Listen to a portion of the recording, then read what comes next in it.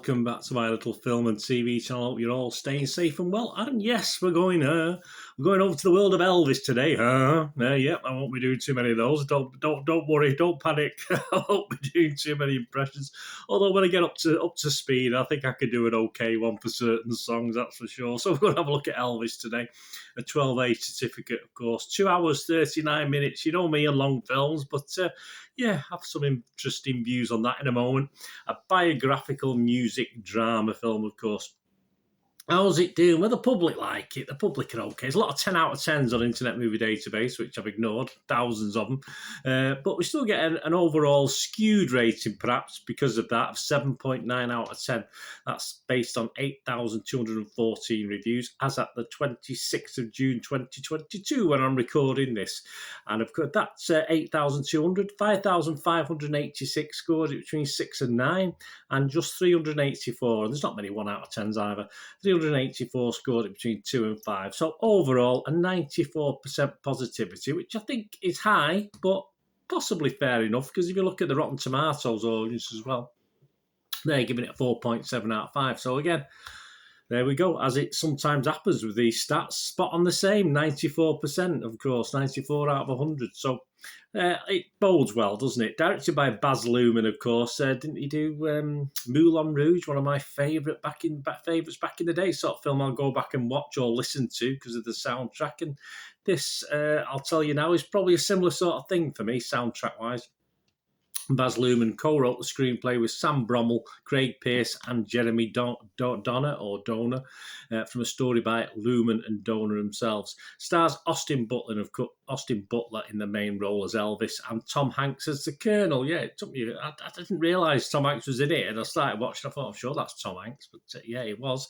Also stars Olivia de Jong, Helen Thompson, Richard Roxburgh, Luke Bracey, Natasha Bassett, David Wenham, Kelvin Harrison Jr., Xavier Samuel, and Cody Smith McPhee, and probably more and more, but they're the main guys. Released by Warner's, because it was filmed mainly in Australia. They got it first on June the 23rd, and the US and UK got it on June the 24th, and you can watch it at your cinema now. As you're probably watching this will be out a couple of days after its release. What's it about? Well, it's about Elvis. No. It explores the life and music of Elvis Presley, seen through the prism. Yeah, interesting little slant on it. I like this. I like little quirky things. The prism of his complicated relationship with his enigmatic manager, Colonel Tom Parker. So it's a lot of its voiceovers with Tom Parker as well, commenting Colonel Tom Parker, or Tom Hanks as Tom Parker. The story delves into the complex dynamic between Presley and Parker, spanning over 20 years, from Presley's rise to fame and unprecedented stardom against the backdrop of the evolving cultural landscape and loss of innocence in America. Central to that journey is one of the most significant and influential people in Elvis's life, of course, Priscilla Presley.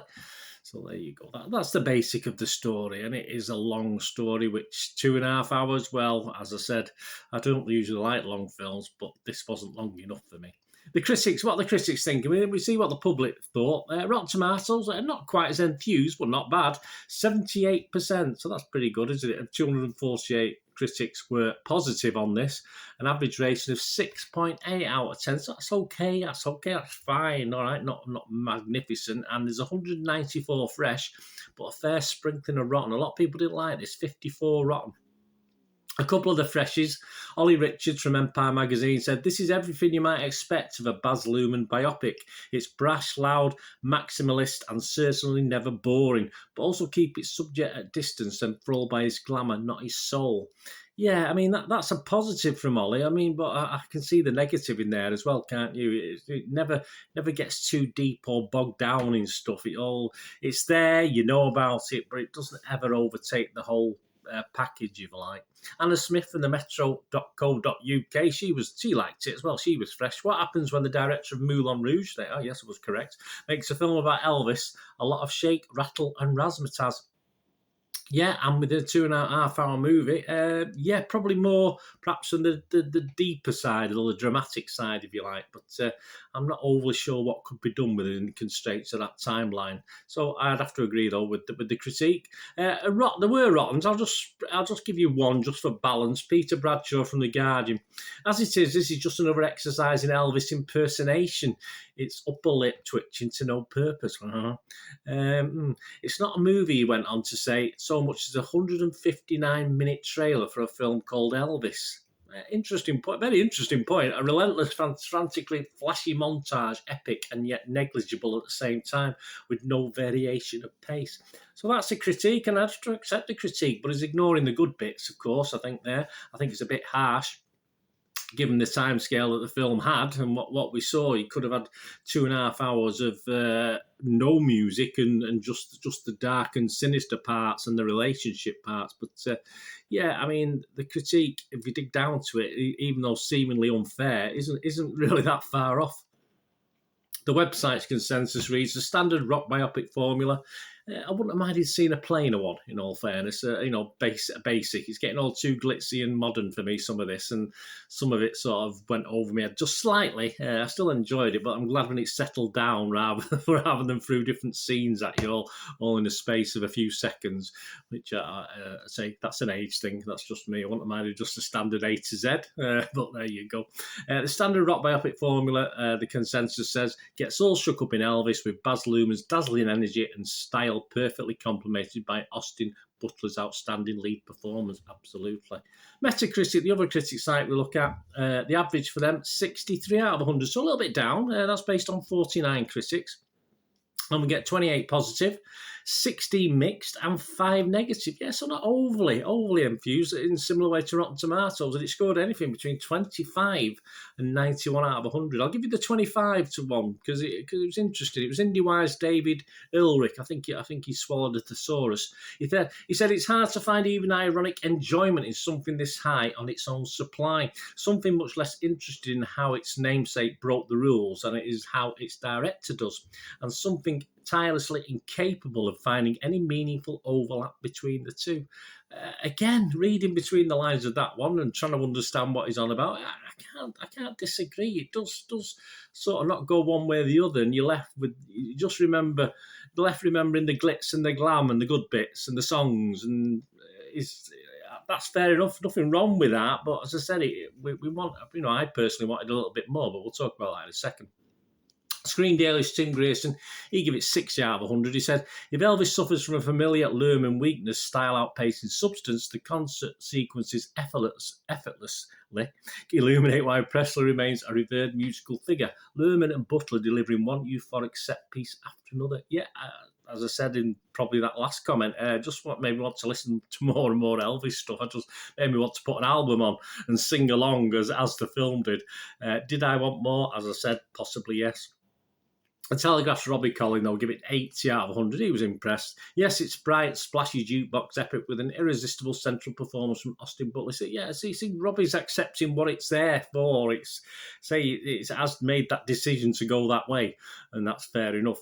But in that signature Luhrmann way, it veers in and out of fashion on a scene-by-scene basis. Yeah, this is what confused my own little mind.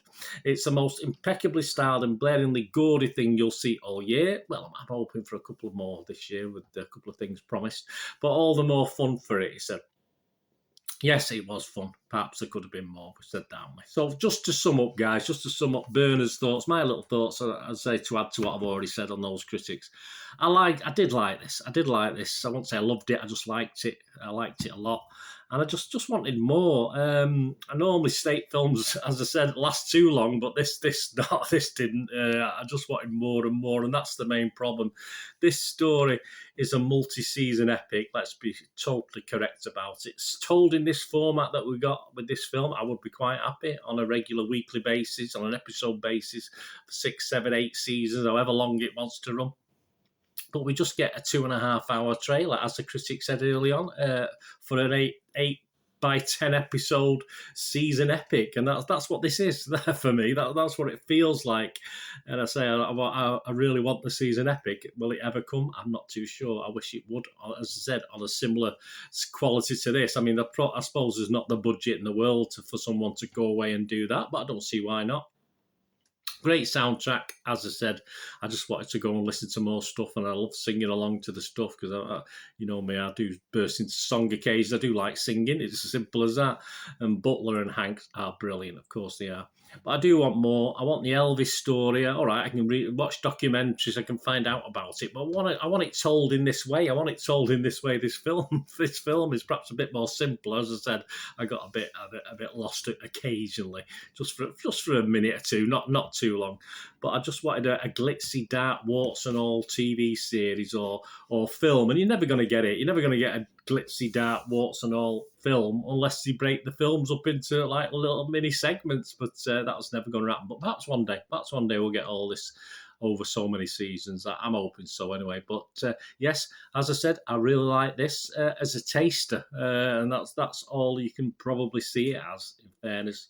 Enjoyed it, yes, but just left me wanting so much more. So I'm going to give it a good solid 7 out of 10, which is my good score. I go from watchable 6, very watchable 6.5 to 7, which is a good score. Good film, enjoyed it. We'll watch it again or listen to it again, because you can just listen to this because it's mainly, as I say, a lot of soundtrack to this. So a lot of snippets of songs, and I can really, listen rather than watch again as well. So I do. Anyway, that's my score, 7 out of 10. Let me know what you think, guys. Gone a bit longer this one, but I think it's worth it for something like this. Let me know your thoughts on Elvis. Okay, thanks for watching. Please, until we meet again, everyone, please stay safe. Thanks for watching. Bye for now.